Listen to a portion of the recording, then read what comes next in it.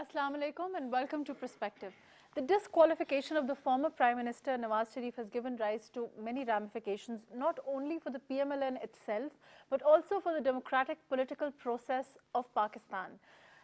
Its legal opinion on the judgment itself is also divided and varied. Let's talk about who are likely to be its effectees and what kind of effects will it give rise to, what changes will it bring for the future. I have with me Barrister Abid Hussain Saab, who's a senior analyst. Thank you for joining us. Hassan Saab, who's a senior journalist. Thank you for being with us. And Barrister Danish Iftikhar Saab, who's a legal expert. Thank you for your time. Abid Saab, like I earlier said, certainly the legal opinion on the judgment itself, it's a 60-page judgment, is varied and divided. And people, most lawyers feel that, there are two sides to the verdict itself, a lifelong ban for the former Prime Minister. How do you see it? Thank you very much for inviting me on. Bismillah ar-Rahman ar-Rahim. Can I start by saying that it's a very sad day for democracy here in Pakistan today. And coming as a third generation British Pakistani and loving my country, I think it's only right that we have constructive criticism about what has happened. Right. And I cannot believe, I think I am somewhat subdued, and that's what's taking place in Pakistan cannot be real. Right. Because in mature democracies, and by 70 years old now Pakistan is, we should be a mature democracy. Right. We still don't seem to have a demarcation of our institutions and the maturity of our institutions. Right. If I ask you, and I ask the common man, I cannot believe that the public sentiment and opinion is that the allegation against the former Prime Minister has never been corruption. Because when all the teams from here went to the United Kingdom, the government asked one question. Right. Have you charged Nawaz Sharif with corruption? And they said no, in which case we can't help you. So what was the charge? The charge was having a residency visa, Akama, for the United Arab Emirates, Right. whether drawing or not drawing a salary. In the United Kingdom, when the executive or parliamentarians act beyond their powers or abuse their powers, a commission was set up by Lord Nolan. And Right. Nolan principles were brought about how politicians should behave. And there was an issue about declaration of interest, Right. pecuniary and non-pecuniary interest. Right. In this case, the former Prime Minister may have had a case to answer for non-pecuniary interest. Right. But what's the sanction against that? Right. What is the sanction? The sanction is a reprimand and carry on with public office. It is not to take someone's public office away without substantiating the charges of allegation. I believe the former Prime Minister served a 2.5-year tenure in the 90s, again in the 2000s, and now completed a 4-year tenure. Is it hard, if he was doing corruption, to bring one allegation or charge? Come on. Let me come back to you, Abid Saab. Hassan Saab, do you think it's that simple? I mean, really, if it boils down to it, I mean, there are other issues. There is, of course, the issue of money laundering, which is again and again brought up. There is an issue of him, of course, certainly to the common man, and I want to come to that. If we go to the common man, and the PMLN is talking about it, and even the PPP is talking about it, that the Parliament should have decided, that the Parliament should have ideally had the power to amend 62 and 63, but that didn't happen because of PMLN, because the PMLN didn't choose to amend this provision, and therefore it has fallen into the lap of the judiciary. So it's really not, it's just the circumstance and the fact that they haven't really, the PMLN didn't take it up. And it's really their fault, which is what Khurshid Shah has been saying. This is what the PTI has also been saying. This is what all the other parties are saying. Look, Mahrukh, I think definitely you said it rightly that when they were doing the 18 amendments, there was this discussion on this Article 62 and 63 because these were not the parts of the 1973 Constitution. These were later inserted by the military dictators Zia. So most of the political parties were in agreement that we have to do away with these articles because these were just inserted to punish the political leaders. Right. But unfortunately, Nawaz Sharif didn't agree. Another thing is that even if these were there, let's say, then it was instead of taking the matters to the court, it should have been debated in the parliament. I agree with Abid Saab that it's the parliament, the political leadership should have taken the rein, and they should have taken this Panama. Especially, it was the base was the Panama, the Panama papers, the Panama issue, the offshore companies. So I think, unfortunately, our political leaderships, like there is this. I think, unfortunately, like every institution, the parliament is also not functioning properly. The political leadership, the same Nawaz Sharif, when he was the prime minister for 4 years, he I think, consciously avoided going to the parliament and attending the parliamentary sessions. Today, he is talking of the respect for vote. I think he should have first demonstrated that when he was himself the prime minister. Two, when this came, But Hassan Saab, let me stop you there. When we talk about, certainly the PMLN itself is talking about the power of vote. They're talking about the sanctity of the vote. Maryam Nawaz also today spoke after this verdict, and she said that, it is now up to the people, and let's see what the people say. But this is something that even the PPP said. If you look at the Khurshid the PPP statements were quite mature. Faratullah Babas, Bilal Bhutto Zardari. But they have all said that let's see what the people decide. And they said this is not even the constitutions of Pakistan. I was, before coming here, I was doing my own show, and the barrister point blank said that the constitution of Pakistan nowhere give this authority to the Supreme Court to disqualify a parliamentarian. There, yes, they can adjudicate if there is certain illegality. They can adjudicate on it, but they have to send the reference back to the case back to but according to the 62F1, which is what, let me take Danish Saab's legal opinion on this. Danish, what can you tell us? I mean, certainly the provision itself, I mean, there was either supposed to be a time stipulated, or it was open to interpretation, and now that they've interpreted it. So there is, I mean, certainly it gives that leeway to the judges, to my lords, to hold, to interpret it. Well, that is certainly the case whenever there is legislation, whenever you pass laws, and especially when you have constitution. The interpretation of the constitution or the laws, it falls in the domain of the judiciary. And there is always the danger that if you do not specify, if you not articulate about what is the nature of the provisions of the constitution and what is the penalty for not following a particular article or inaction or action, then there is always the danger that the judiciary will interpret it and they will decide it according to what they feel that the legislature had in mind when passing that provision. And this is what happened in this case. We had a provision which did not specify for how long a duration the disqualification would be, and on the other hand, we had another provision which was Article 63, which provided a time limit for the duration of the suspension or disqualification. So here in this case, and the thing is that now presently what we are facing is that in certain cases which have been heard under Article 62(1)(f), the courts have not given a disqualification for life, like for example in the cases where there was the fake degree issue, and Jamshed Dasti case, for instance, that was the case. But will this change it? Will this change that also, the cases that the fake degree cases, will they also come under a lifetime ban now? Is that what will happen after this judgment? Well, certainly as the nature of our courts and judicial system is that the decision which is given, more recent in time, that, it overturns all the previous decisions.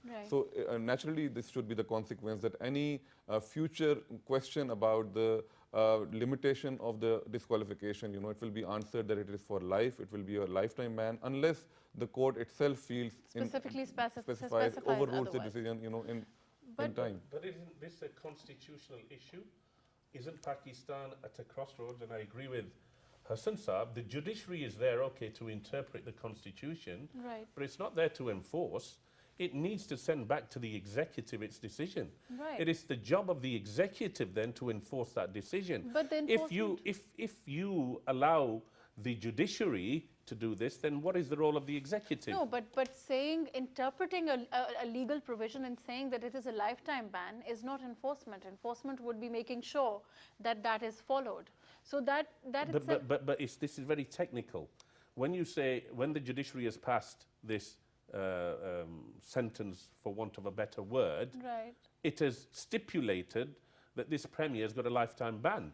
But what should have happened is they should have said, this is what the articles say. We will send this back to the parliament for them to make the decision on the length of sentence. That could have been. So the issue is that Pakistan is on a cornerstone where we have a clear diffusion of institutions. Right, let me discuss that with Danish. Do you agree that that could have been one of the ways to deal with this issue? Well, It could have gone certainly back to the parliament. In the past, it has happened that certain matters have been referred to the parliament for for action or inaction, and it has been directed that some provision or some law be passed within a certain period of time. But that is not to say that there is no precedent of the courts themselves enforcing, so to speak, as Mr. Abid has said.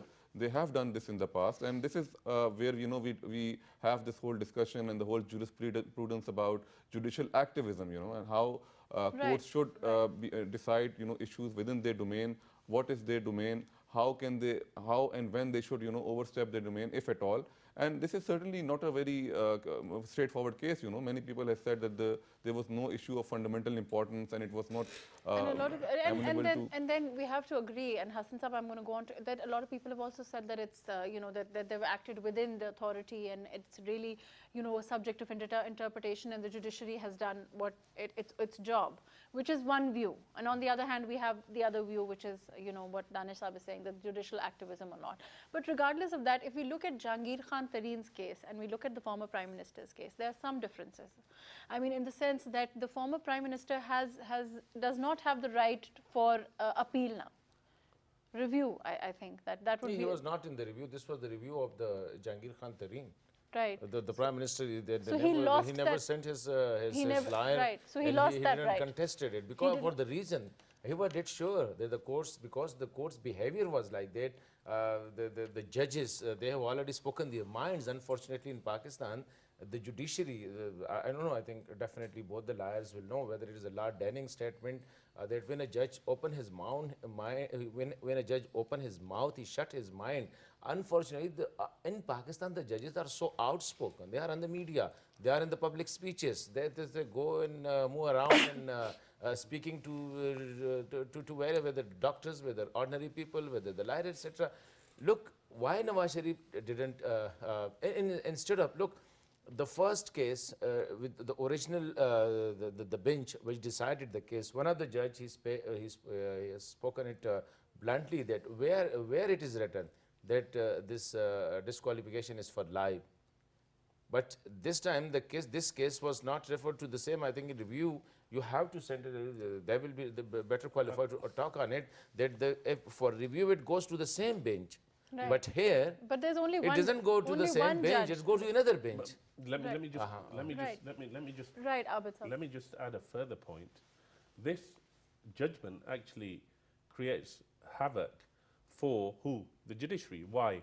You've now set a precedent under this article to say, and not only have you said in your 60-page judgment, you've given standard, proof, burden, and you've raised a bar.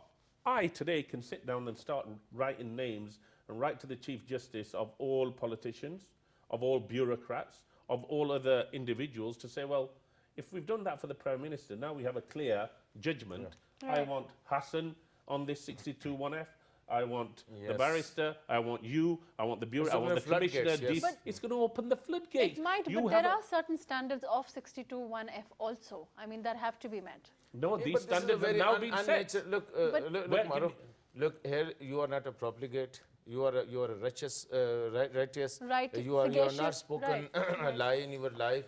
Your life is according to the teaching of Islam. So I think anybody, as Abid says, anybody can go and say but it has to that be yesterday proved. Hassan has not read Danish, isn't that true? It has to be proved by a certain act. Look, that is the whole issue. I mean, if you talk about politics in Pakistan, we have seen in the past that there have been political accords being reached, and then they have been broken. And they have been broken out in the media. For example, what happened, when the restoration of judges issue was very live between, and the President Zardari was at the helm of affairs, and Nawaz Sharif was, there was a Murray Accord, and everything came on the media. There was an accord reached, and everyone and all the parties agreed that the judges should have been restored. But afterwards, what happened? Mr. Zardari said that the political accords, they are not the word of, they are not holy scripture, and they can be broken and stuff like that. So what will be the bar then? Mahrukh, who will be an honest man? Who will be a dishonest man in this particular case? Right, but Mahrukh, very clearly, look, law is what? We are law is common sense. Law is to regulate human behavior. yeah, within society. Right. And if we have, if you were to apply Article 1F on me, Anybody. on anybody, Right, of my course, wife rings me, Abid, where are you? Oh, I'm just crossing Jhelum when I'm still in Lahore. So come on, we have to have, and you're saying, I personally cannot see, you have burden of proof. Who was the burden on? Who had to discharge it? Right. And did they use the criminal level of standard beyond reasonable doubt, or was it a civil one on a balance of probabilities? On this, if they used a balance of probabilities, which is a civil standard, I, Hassan, you, all of us, we're guilty. Come on.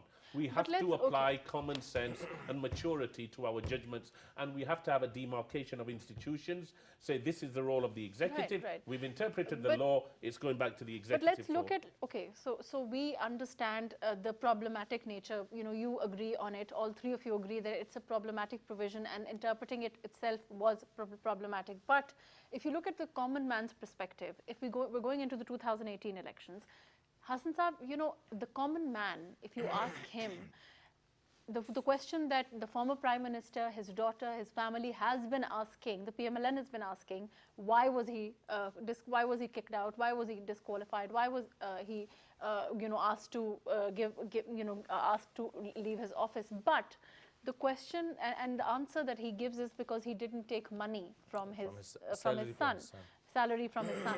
To a common man, taking salary from his son, I mean, that's hardly anything, right? I mean, nobody thinks that they should be taking salary from their son.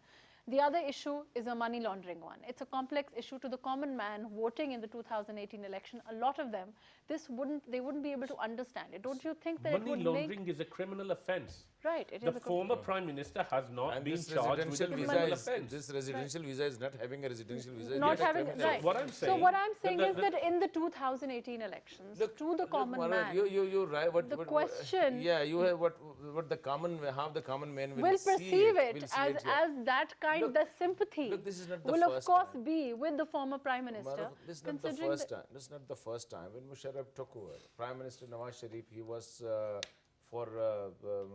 he was found guilty and in the plane hijacking case, and he was sentenced to life, and he was fined, etc. And in and you know, later on he entered, he again came back and he swept the elections.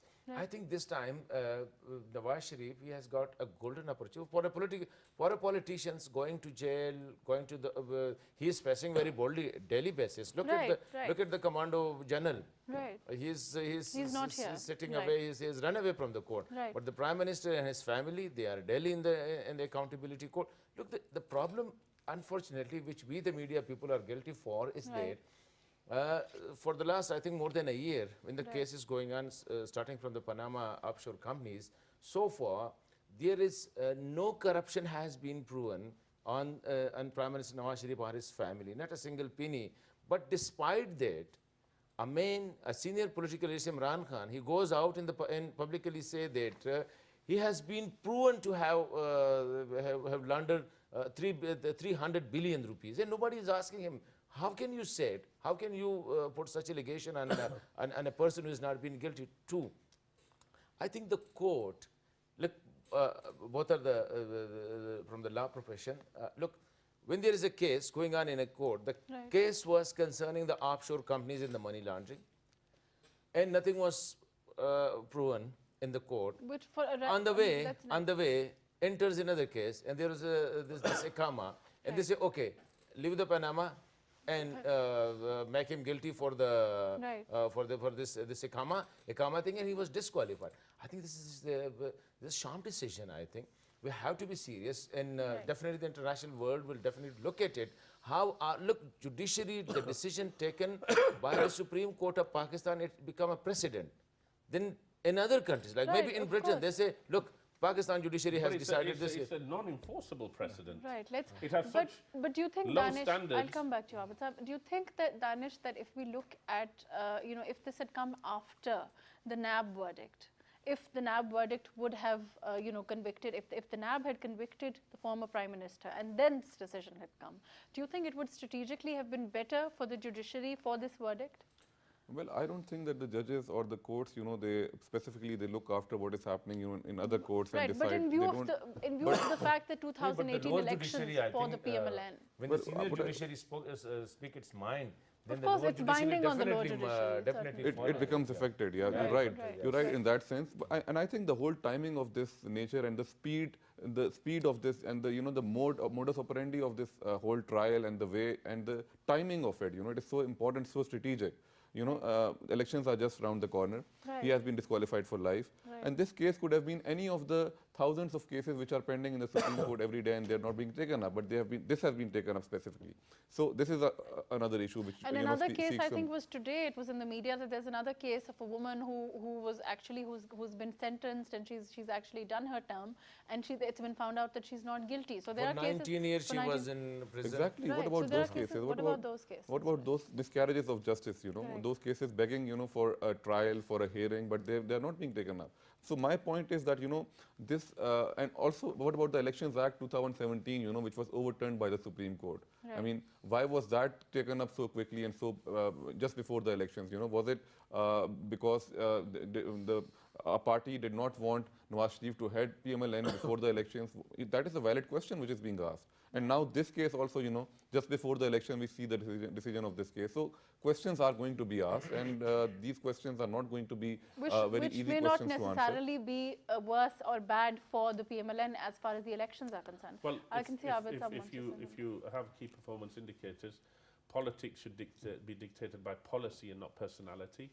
And if you look at the record of the government under the tenureship of Nawaz Sharif, I'm not saying I support, but practical facts. Right. The GDP when he took over was nearly 3%. It's doubled to 5.8%.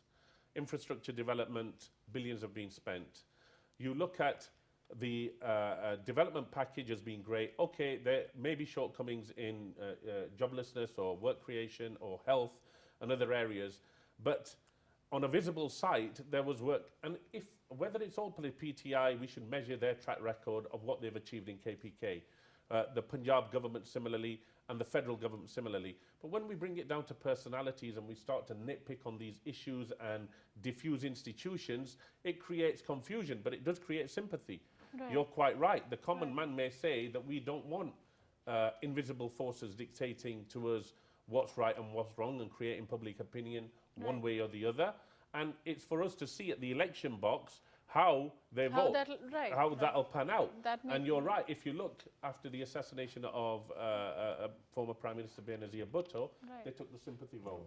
Similarly, what people that may have orchestrated this should fear is that the sympathy vote goes to Nawaz Sharif. Right. And the common man feels that there's been grave injustice because it's so visible, and you end up with a PMLN two-thirds majority government. Because you cannot go day in and day out, as Hassan and Danish have said, for politicians to make allegations without substantive proof. Right. We require proof. And a lot of people, Hassan Sahab, are saying that, till Maryam Nawaz continues to take up this defense and she continues to, tackle the media and her fiery speeches, that may have, that people were saying earlier that her speeches are very anti-establishment. Her speeches should perhaps be toned down. There should be a conciliatory note. But perhaps this stance has benefited the PMLN. The way they've taken it head on, the way they've defended themselves, the way they've called out to the people, and they've said that the sanctity of their vote has not been accepted. Look, I think generally the people on the street, I think they like this style of politics. Definitely why they like Bhutto, because Bhutto stood up against the establishment. This time too, look, it's very unfortunate. Countries are being run by the political dictatorships, neither by the journalists, neither by the bureaucrat, neither by the judges, neither by the journalists, etc. Unfortunately, in Pakistan, the establishment, particularly the security establishment, most of the time, they have time and again hijacked the political process in the country, and I think people are fed up of it. They come and they accuse, like Benazir Bhutto was accused for corruption, she was tried for 10 years, Zardari was behind the bar for 11 years. But lately the style of politics had changed from the 90s. Look, but coming back to... Like, look, this style of Maryam Nawaz is presenting herself to be the victim. Right, of She is course. presenting her father to be the victim, and he is the victim. This is third time he was deposed before completing his tenure. And he managed for to no come- he- reason, he- for yeah. almost for no reason, for very flimsy, on very flimsy grounds, where they were not qualified to do it. I still say this. I'm not a law expert, but I believe as an honorary citizen that this is my right to vote you or anybody else. Not the judges to tell me, to tell me whom to I vote and whom not, etc. Two, I think the people, look at the response of the people. They do their campaign in KP in Peshawar. And so Peshawar, it was the I think huge, a very spectacular jalsa in Peshawar. They did that in Haripur, in Mansehra, in Abbottabad, and in Kohat also, and they are going to Sialkot today, Punjab. I think. I think no other political leader have such gathering, whether it is Maryam Nawaz, she goes alone or she is accompanied by her father. So I think they will But Hassan continue. sir, PTI also draws large numbers. But after those jalsas, after those jalsas, the problem PTI have as a third generation British Pakistani is Maryam Nawaz. Maryam Nawaz is female. She's a woman. She's articulate. She's charismatic. She appeals to both the young and the old. courageous. She's courageous. And PTI have got a big thorn in their side. Maryam Nawaz has shown the world in defending her father. She has matured as a political leader. She has the foresight to see the landscape. And she's set in a direction of travel, and PTI is trying to keep up, unfortunately. The direction of travel she's set and the pace Right, at which let she's me go setting to it. Danish. I'll come. Danish, you know, the another issue with this verdict seems to be that if you look at a normal, a criminal offense like stealing, for example, if you've done your term, like for example, if somebody steals, I mean, if you look at the Pakistan Penal Code, or if you get a 5-year sentence, for example, after you're done with your sentence, you can still be elected. You can become, if you're a thief, you can still become a member of the parliament. Isn't that true? Well, that is the whole, I think, issue Lacuna also that it's involved. Yes, created. it This is. yes. And, you know, there is always time for someone to repent, you know. A man can always repent his sins.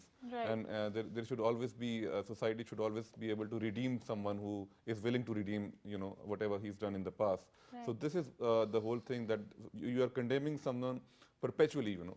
Someone cannot become a member of the parliament perpetually. So that should be, I think, a crime befitting of someone should be condemned for this particular sentence if the crime befits the sentence. Right. But in this case, I don't think this is the case.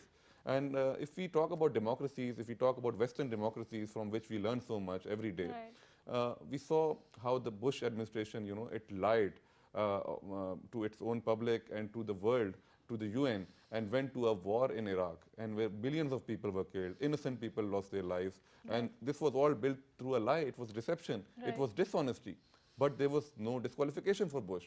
He was ultimately, the electorate, sent him home, and the party did not win the elections next time, or he did not continue to be as popular as he was. So the ultimate sanction in democracies, it is thought to be that The people should be the ultimate arbiters. They Right. should be the arbiters. They should vote and decide who is telling the truth and who is being deceitful. This is the reason why in Parliament we have speeches. People, accuse the others of not telling something honestly, and then people who are watching these parliamentary debates and who read the newspapers, who watch television, then they decide who is telling the truth, and ultimately the people, they decide reasonably, as we have seen in the past. People's Party, it was banished, it was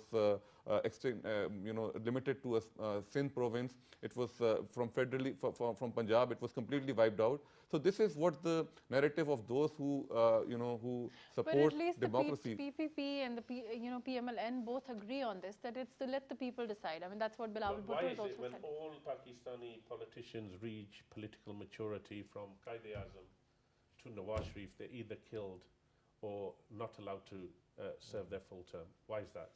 We have to ask that question. More importantly, you touched on the comparison between Western democracies and here. If I give you the case of President Clinton and Monica Lewinsky, Right. much more grave than the Akama. Right. The people chose him to stay Of course. on. And So not only the people, the judiciary didn't interfere. He wasn't impeached. So my question to you is that if we learn from Western democracies and others, they don't take petty. We are a laughing stock of the Western world by taking such a petty issue of the Akama and deposing a prime minister of our own country. We're a laughing stock. Let's move on to the fact that, you know, considering this new southern province movement, the situation in Quetta, certainly we haven't seen, the party has overall remained intact, but we are seeing these fractions moving. You know, we've seen these movements, the people joining PTI also, then the southern movement. How do you think that will pan out closer to the elections? Well, to be honest with you, look, there's two types of politicians: those that carry their own vote bank, very little, and those that carry the party vote bank. People here are driven by benefit, unfortunately, some of the politicians, and not by party loyalty. Those beneficial politicians may want to jump ship, but they will find there's no seat to accommodate them. They won't jump ship. Where there are seats to accommodate them, whether it's PTI or PPP, they should be aware that these people play Lota politics, and they will move about, today with you, tomorrow with someone else. Right. So how I see the landscape panning out is that there may be some, after this, some schisms in people trying to move across, but in the main, people who are mature and see the campaign being led by Mariam will stay intact. With regards to the southern provincial issue, I think it's only right that the common man and the common representatives of those people have a voice.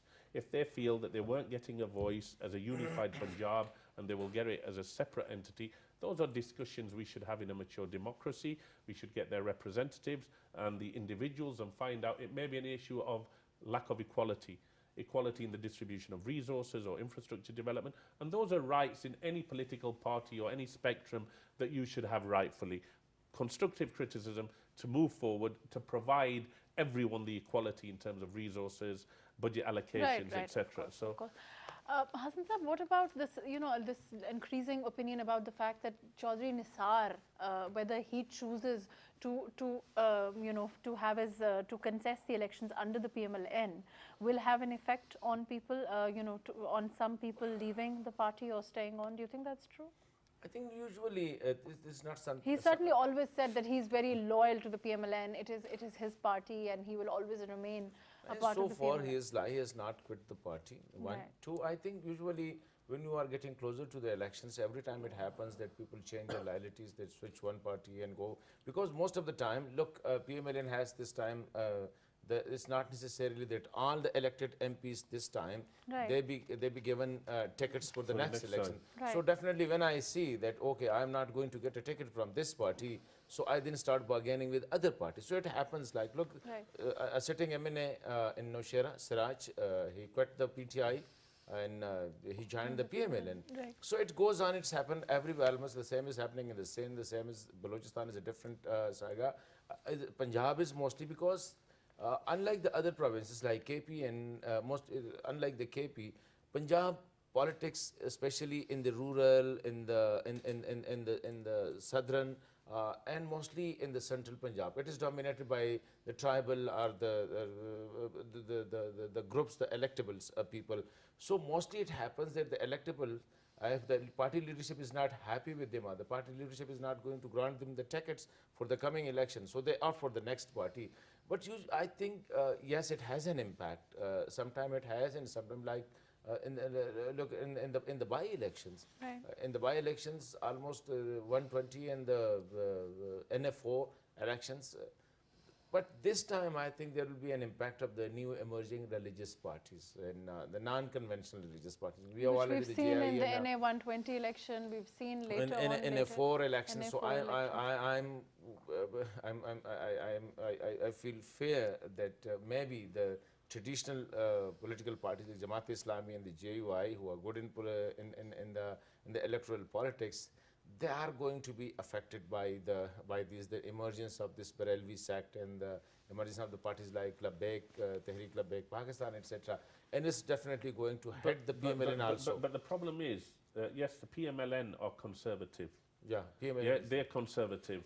I mean, they pray namaz, they do the conservative issues. They are Sunnis, Barelvis, whatever, in different formations.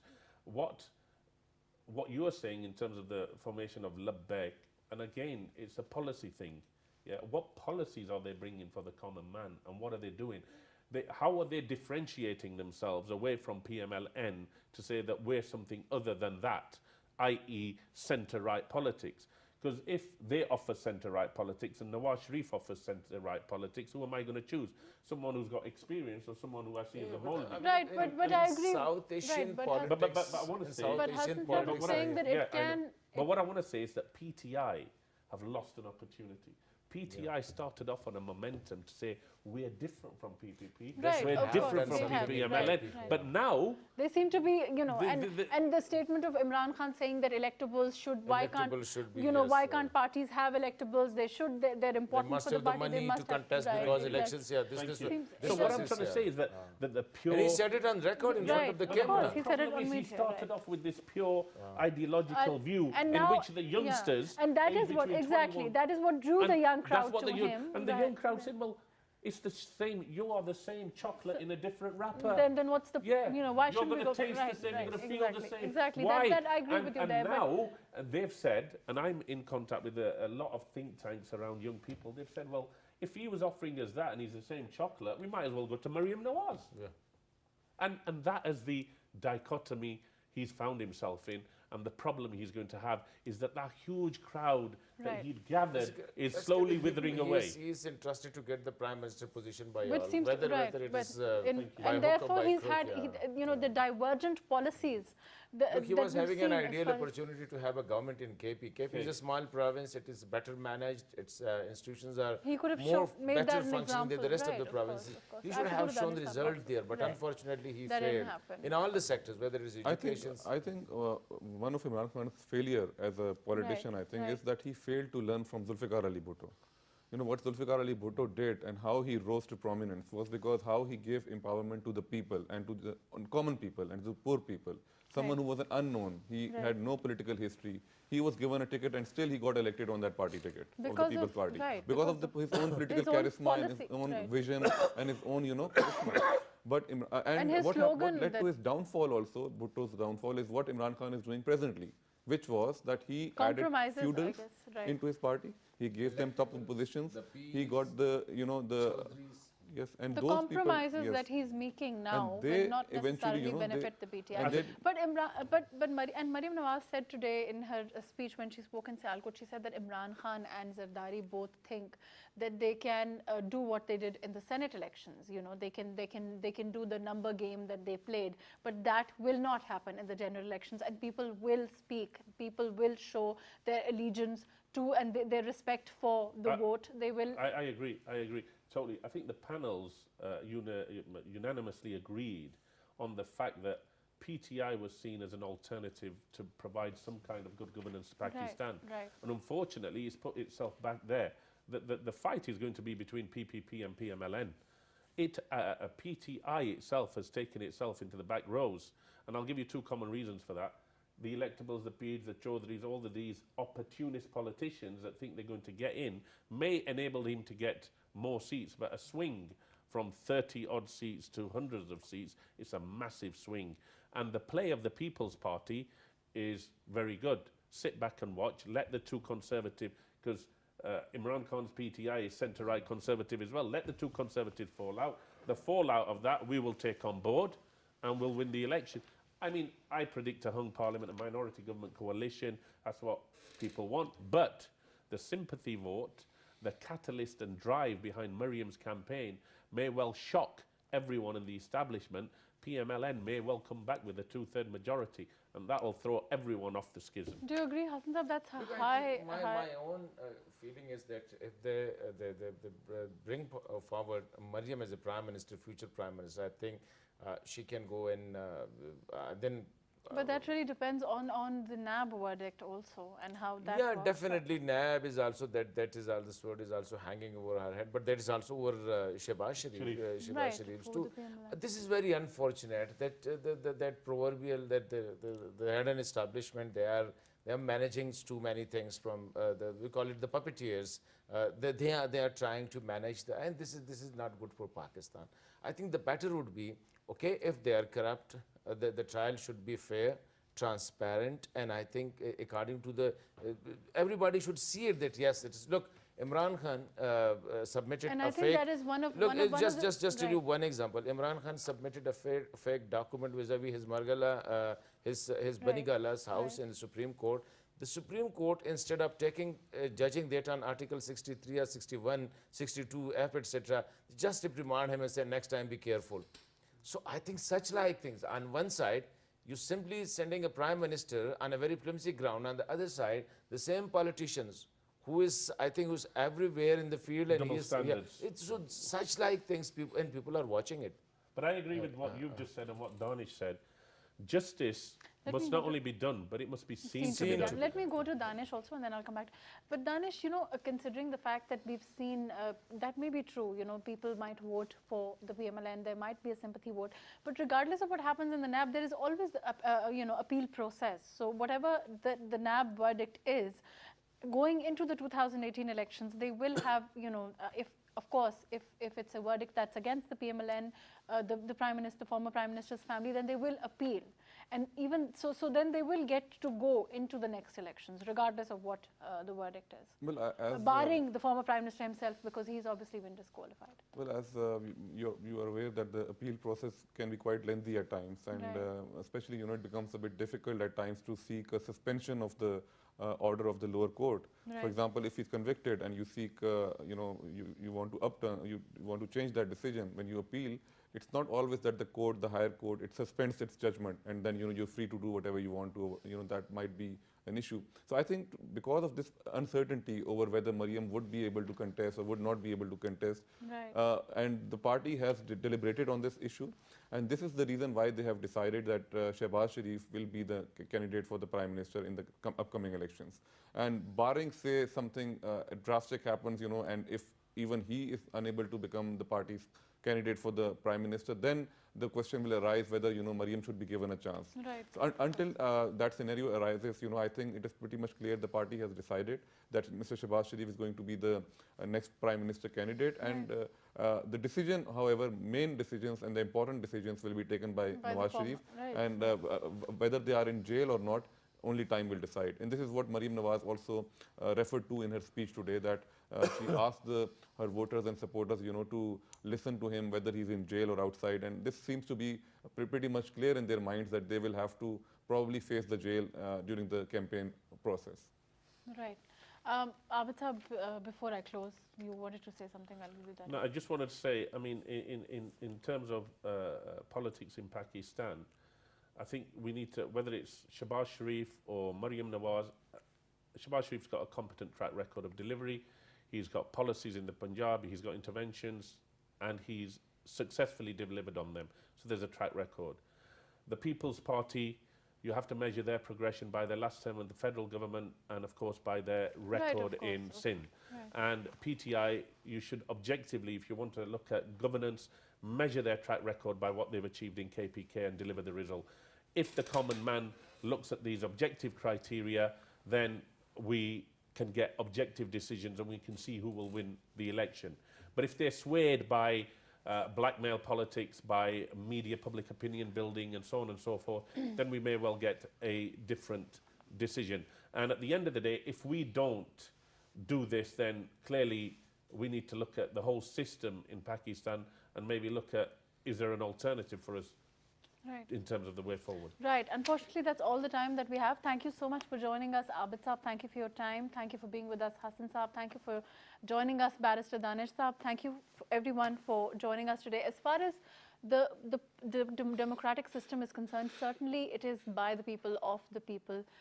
And justice, of course, should not only be done, but seen to be done. But ultimately, it rests with the people. It is for the people to show who they want as the next Prime Minister of Pakistan, who they will accept to lead them, who they will accept as their leader. Let's see, as far as the 2018 elections are concerned, regardless of the verdicts, if the PMLN does win the elections, this will be a clear show by the people who they want to lead the country. Let's hope that justice will be done. Thank you so much for joining us today on Perspective.